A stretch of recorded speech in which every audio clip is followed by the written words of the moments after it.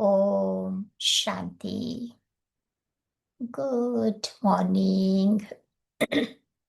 सो आज बाबा मुरली में हमारे थॉट प्रोसेस को समझा रहे हैं कि हमारे अंदर चलने वाले जो भी संकल्प है, किस ऑर्डर में, किस प्रकार से वो थॉट संकल्प चलते हैं और कैसे हम उसको सही रूप में यूज कर सके।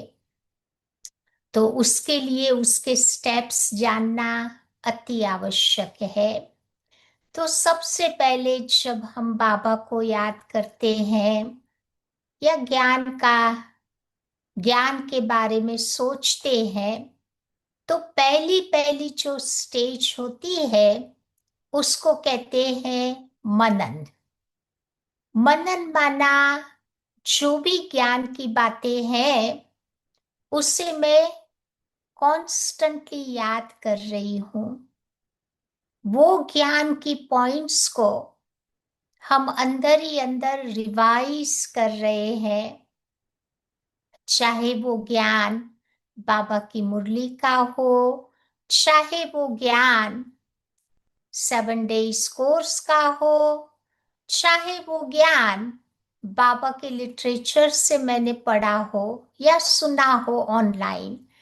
तो जब ज्ञान को बार बार रिवाइज करना, पॉइंट्स को याद करना, उसको मनन कहते हैं।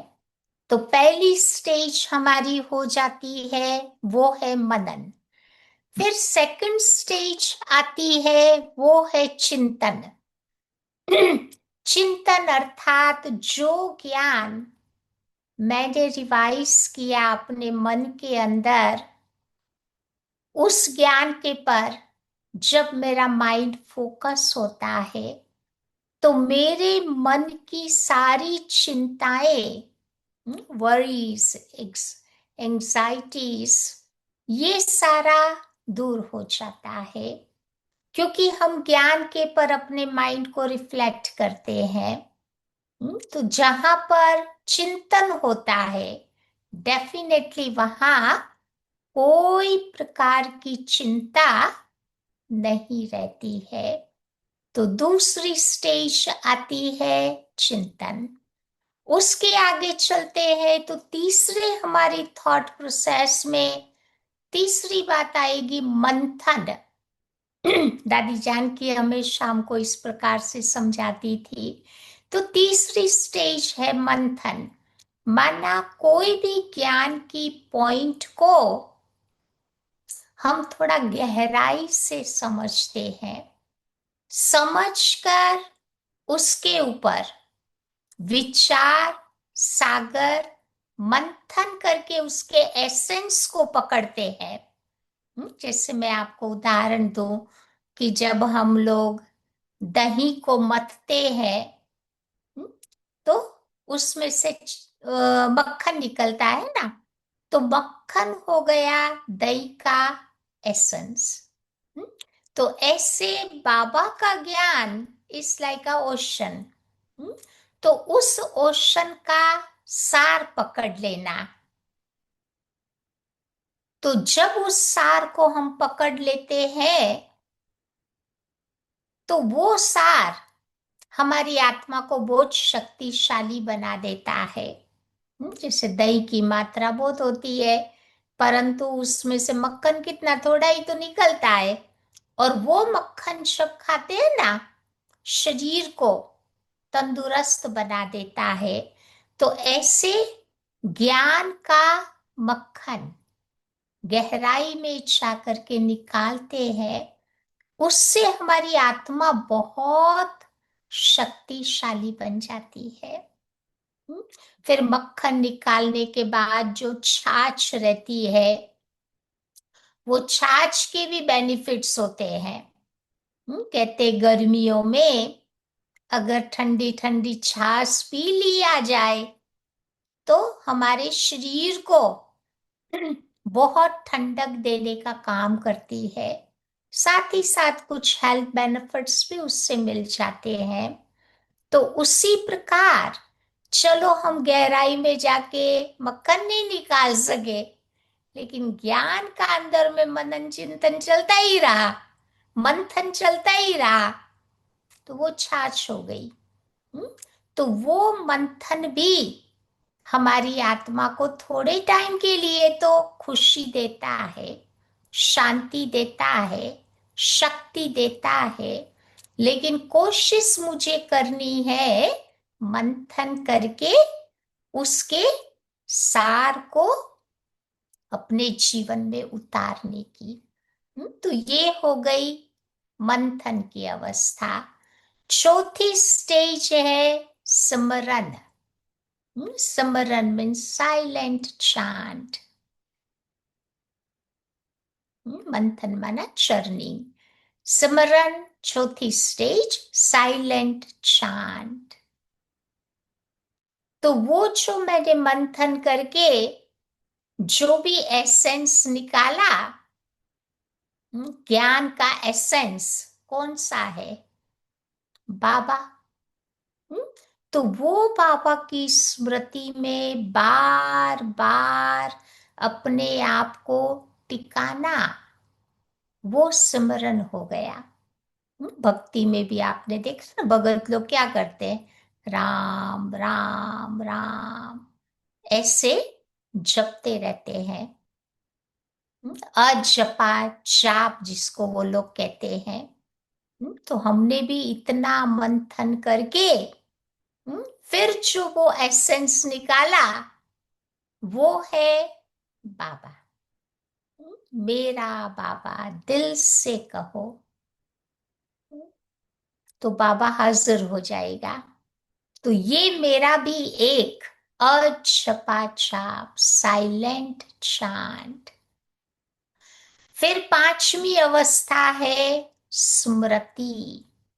साइलेंट चांटिंग अंदर चलता रहेगा, अजपा जाप चलता रहा, तो बाबा मेरी स्मृति में रहेगा।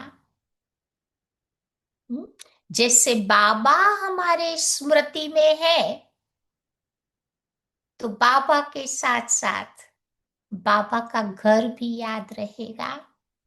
बाबा जो दुनिया स्थापन कर रहा है, अपनी दुनिया की भी स्मृति रहेगी, साइकिल की भी स्मृति रहेगी।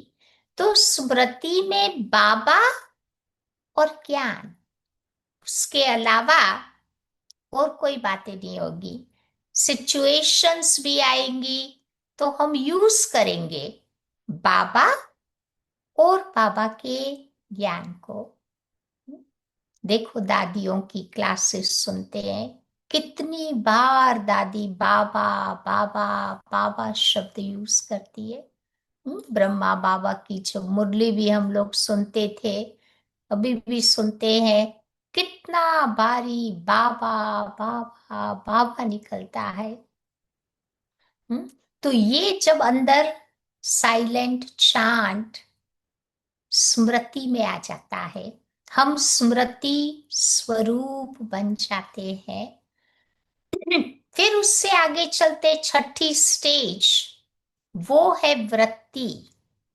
क्योंकि जो आपके माइंड में जो चीज होगी, बाबा होगा, ज्ञान होगा, तो वो पावरफुल थॉट्स एक वाइब्रेशंस में सुंदर वाइब्रेशंस निकालते हैं, और उस वातावरण में, उस वाइब्रेशंस में कोई भी व्यक्ति आएगा तो वो अनुभव करेगा।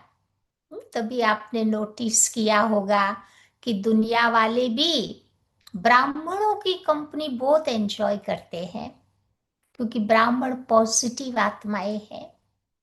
उनके दिल में बाबा ज्ञान के अलावा कुछ है ही नहीं। कांस्टेंट वो पावरफुल वाइब्स निकलते ही रहते हैं। दुनिया में ऐसी कौन सी जगह है जहां लोग इस प्रकार के वाइब्रेशंस का अनुभव करें? है ही नहीं कोई जगह। जहां जाओ वहां टेंस ही टेंस, भारी वाइब्रेशंस का अनुभव होता है। इसीलिए ब्राह्मणों की कंपनी दुनिया वाले भी एंजॉय करते हैं कि भाई थोड़ा टाइम इनके पास जावे, इनके साथ बैठे, थोड़ी चिट चैट करे, और वो वाइब्रेशंस का हम अपने जीवन में अनुभव करें। तो ऐसे वृत्ति बनती है। स्मृति के आधार से मेरी वृत्ति बनी, और वृत्ति के आधार से सातवीं स्टेज है कृति। कृति माना एक्शन। जो मेरी वृत्ति में होगी जो बातें, वो मेरे कर्म में दिखाई देगा।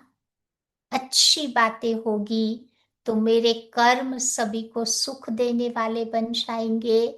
अगर मेरी वृत्ति में बैड फीलिंग्स है, नेगेटिविटी है, तो फिर मेरे कर्म भी लोगों को दुख देने का काम करेंगे।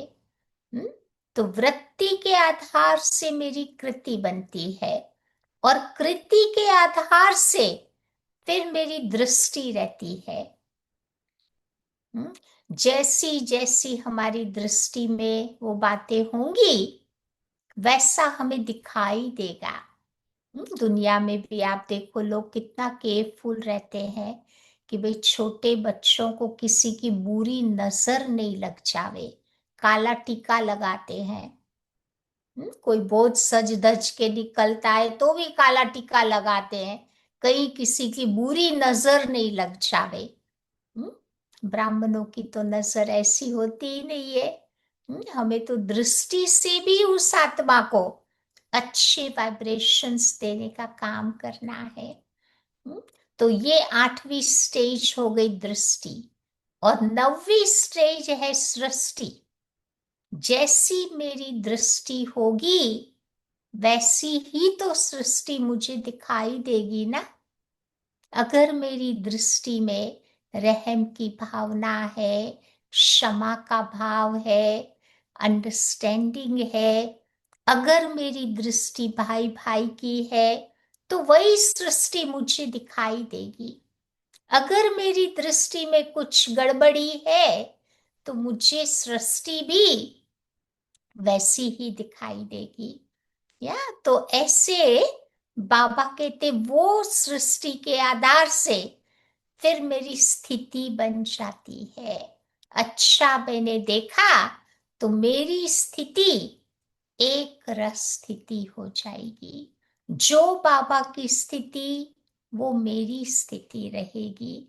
तो इस प्रकार बाबा हम बच्चों को ये थॉट प्रोसेस समझाते हैं, जो दादी ने भी ऐसे हम लोगों को बताती थी। तो पहला हो गया मनन, दूसरा हो गया चिंतन, सोचना, तीसरा हो गया मंथन, चौथी स्टेज है स्मरण, पांचवी स्टेज है स्मृति, छठी है वृत्ति, सातवीं है कृति, आठवीं है दृष्टि, नौवीं है सृष्टि, और 10वीं स्टेज है स्थिति। तो आज बाबा भी थोड़ा इसके पर हमारा इशारा करा रहे हैं कि जब मेरी स्थिति अच्छी बन जाएगी, तब हम बाबा की याद में सदा मगन रहेंगे, सदा समाये